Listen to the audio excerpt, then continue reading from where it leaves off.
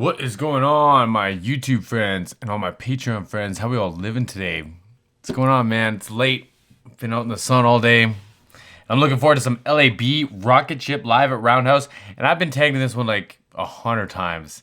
And the anticipation, I almost like that a little bit. Gets me hype. So my friend TJ got me. He sent me this, and then he's been bugging me to get on it because I said I was gonna do it a long time ago. I'm finally doing it. So. My bad. I'm not gonna go down that nosedive though. Let me pull this up. Don't forget to like and subscribe here on YouTube if you haven't already. If you have any links you'd want to send me, I've got a Patreon and a PayPal link in the description box. I've got Discord, man. We got it all. And I got it bumping in my office now too with this new mic setup. Okay, let's do this. Let's watch this.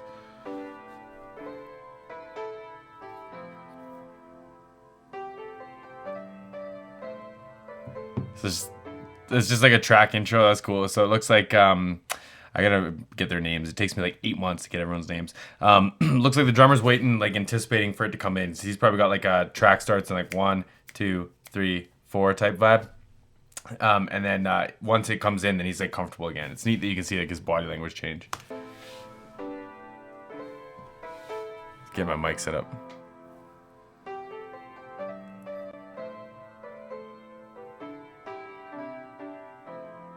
Cool.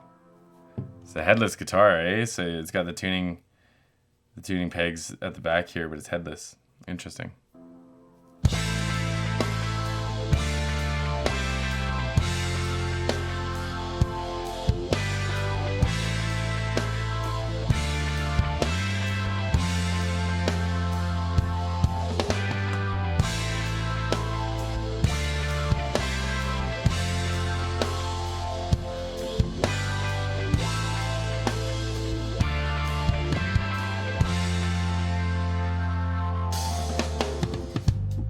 Ooh, man, that was a funky move there. Okay. This intro, man, was really nice.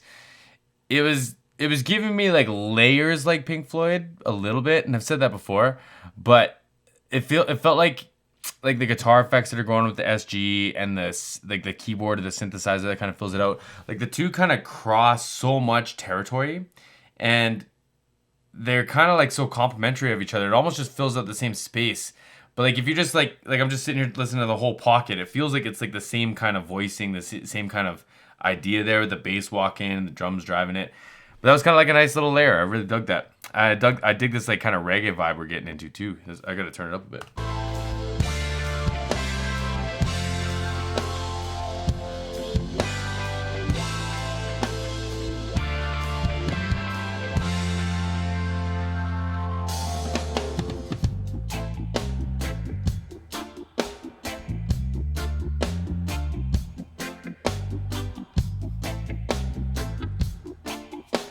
Oh, that snare.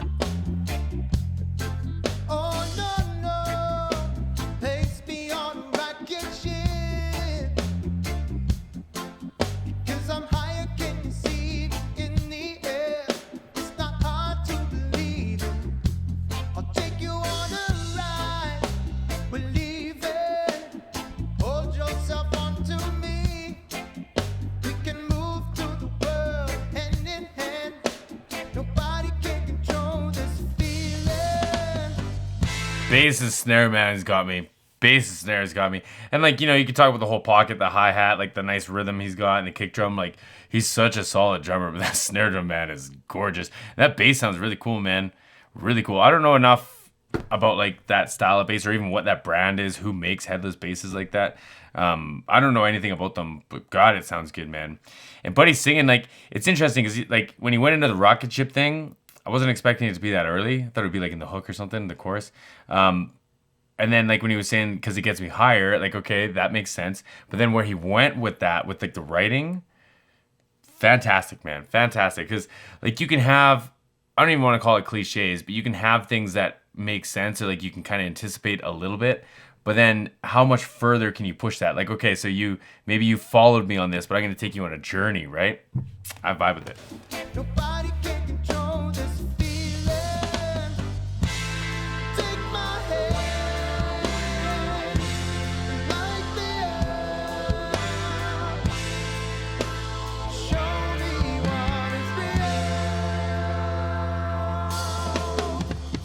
I'll never get tired of that fill. Like it's groovy, man. And I thought last time I listened to this studio, I thought the snare drum was a lot drier than it is in this mix.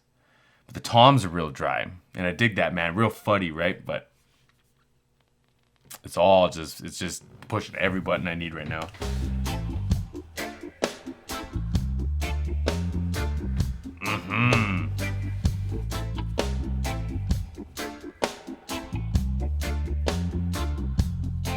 Oh, I know the meaning of moving to outer space. In our hearts, I believe we can do it. Nobody can control it. Take me on that high, that feeling. Ooh. Loving in a world that's free. In my heart's where I hold what I'm feeling. Nobody can control it. Take my hand and light the up. Show me what is real. Oh no, no. Man, there's a lot of like interesting things going on here. So like he's singing his ass off, man, and I'm actually really impressed at how far away he can get from that SM7B and make it pick up that clearly. I'll talk about that at the end of the video. I got mine in the back of the mic or the video. But like, man, he sounds good. Like he's resonating really well. He's letting the notes really carry over. He's not over singing anything. And to a technical standpoint, I think he's even fallen a little bit flat in the bend, but I think he kind of fits the groove a little better. Like Chris Lipe does really good videos on correcting vocals, like taking like a Freddie Mercury vocal and the tail end of it kind of falls flat, and then he'll correct it and it sounds wrong. So that's what I'm trying to get at. I'm not trying to say that he's singing like incorrectly. It sounds like he's like, I'm just trying to catch it a little bit. It sounds like it falls a little bit, but I bet you that's correct. I bet you if someone went and pitch corrected it would sound weird, because it's just like it's got a mood, it's got a vibe to it, man. He's got like an emotion he's delivering, and the lyrics are really cool, man. The lyrics are really cool. Make me want to go back outside. Show me what is real. Oh no, no. Place me on a rocket ship. 'Cause I'm higher, can you see me in the air? It's not hard to believe it. Take me on that high, that feeling. Great harmonies. Up onto me. We can move through the world hand in hand. Nobody can control this feeling. Take my hand and light the up.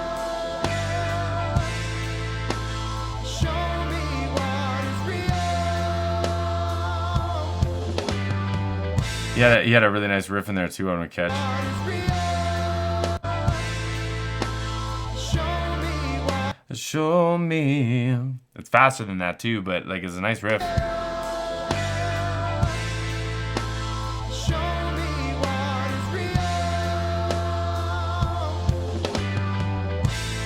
Take my hand, light me up.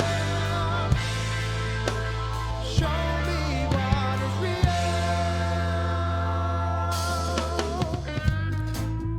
That's gonna be tasty. I can feel it already. So drummer, man, like I don't need to convince you all that he's solid, but so a couple things he's doing. It's like the snare drum always gets the two cymbals, and when he does the one cymbal, I guess that makes sense. So snare in the one cymbal. Sometimes it's like they kind of China one, they kind of trash China one, and then when he goes for the two up front, it's always on like the second round of 8, right? So you got like the first section and the second section. It's always when it wraps back around, and it's like super consistent. He's not changing it to any other positions on the drum kit. And if you had headphones on, or if I crank my mix up even more, like you might get different feels from the overhead mics. It looks like they had Telefunken 256s or something above the drum kit, something ridiculously expensive. So you might actually get placement changes, but like the consistency of that, man, I think is worth mentioning. The way he's playing the ride, he can get it to wash, and he can get the bell to be like real clear and almost chimey, and then just like that bah on the turnaround is so consistent. And he's changed the snare cymbal a couple times on the snare shot, but the other two, it's like it's And every time, man, I noticed it the first time. I want to talk about how he looked like an animal trying to break those cymbals. But then he did it every time, and it's like, wow, like, talk about consistency. Let's go. Guitar.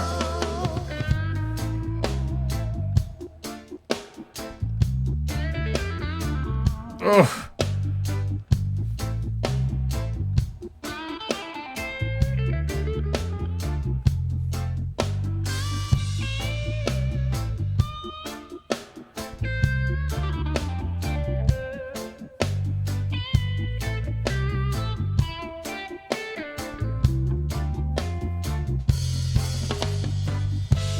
Ah, man, everything he plays is so tasty. I hate breaking up guitar solos, but I want to catch that John Mayer chord here. Check this out. I'll back it up to the beginning of the solo. But, so basically, he falls into, must have been like F sharp or whatever chord this is, but he falls into here, and he plays it like this, so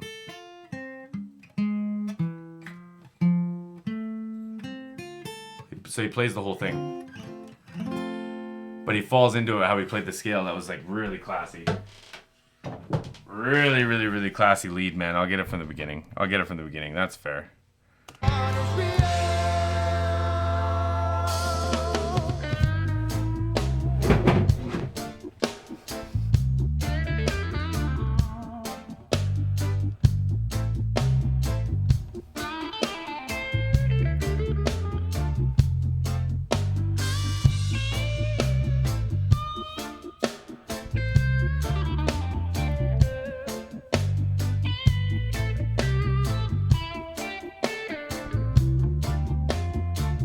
That was that chord.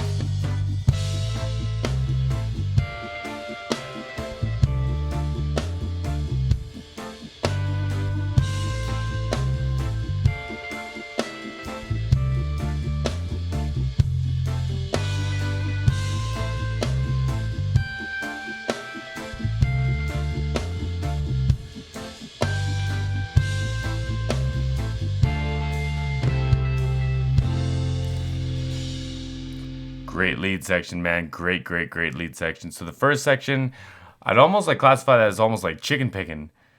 It almost had like country lick vibes to it. Really clean, real like quick, flashy, but not shreddy. Still very tasteful. I don't know, man. I don't know how to describe it. If you're interested, look it up like a chicken picking video or like a country like guitar riffs or something, because it just seemed reminiscent of that, the first bit of it. Then that second half, when he goes into like the space echo kind of vibe, it's interesting how the chord itself has like no real gauge of like attack, right? So you don't get like the pick sound, and he's rolling it with his thumb too, which emphasizes that even more. So you kind of get this bling, bling, bling, bling, and like with the space echo and whatever else is going on, right? But just like the taste, man, just doesn't end. Like that bass section that whole time. And he's not stepping on anything. He's not straying away from, you know, like he'd be walking all over doing all the fun like R&B stuff, but he's not. He's there for the project, right? Like fire, man, fire.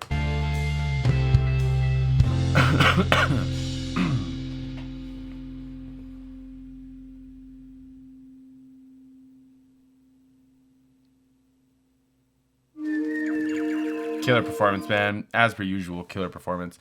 Okay, let's talk about the proximity of that 7B. So these mics, mine's over here. Like it's a really, really, really low noise floor, I guess, for the microphone. Like it does not pick up a lot on its own and by itself. And like you can gain stage them. Like I've got a Scarlett 18i20. Like it's nothing special. It's got like a fairly transparent, kind of low mid sounding preamp to it. But like if you juice it up, you have to hit it really, really, really hard to make it sound like anything else. Like so, just like it's arbitrary. But like this microphone I'm talking into right now, it's right here, like it's right out of frame. I've got it at about noon on my preamp, and then I do some other stuff. I do some compressing and stuff to like kind of boost it a bit and level it out.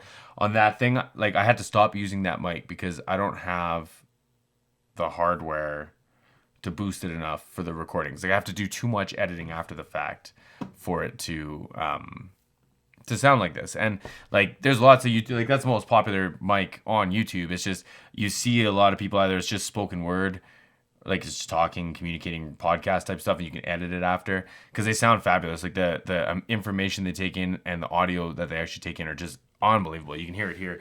They probably have like an analog console and preamps and boosts and all the stuff. Like you can get cloud lifts that everyone recommends, and I just find it just adds noise to the chains. So I just use it for different stuff. But anyways, he was singing a long ways away from it, and then what also happened is when you're right up against the microphone, that's when like it's designed to have a pickup pattern at a certain distance. So like an old technique is when you have the microphone there, it just touches your nose, and that's far enough away to be just right, get you in front of the capsule and everything. When you get closer to it, or if you put your hand around it, you get like the plosions, where you get like the hard, mine'll stop it, but like the puzz and like the real low weighty stuff, all that stuff will come through when you get too close to the capsule. And when you pull away, the low frequencies fade, but the high frequencies that cut, I imagine it like faster, those ones still pick up in the microphone, right? But the 7B handles that very well, and he pulled a long ways away considering the dynamic microphone. Like he was, 5-6 inches away, which I would just never imagine in that mic, and it still sounded beautiful. And I'm sure he's singing loud, I'm sure he's wailing, but whatever they got going on in that studio, man, Roundhead Studios, beautiful, beautiful room. I appreciate this. TJ, all my friends down under, all my L.A.B friends. See you all in the next one.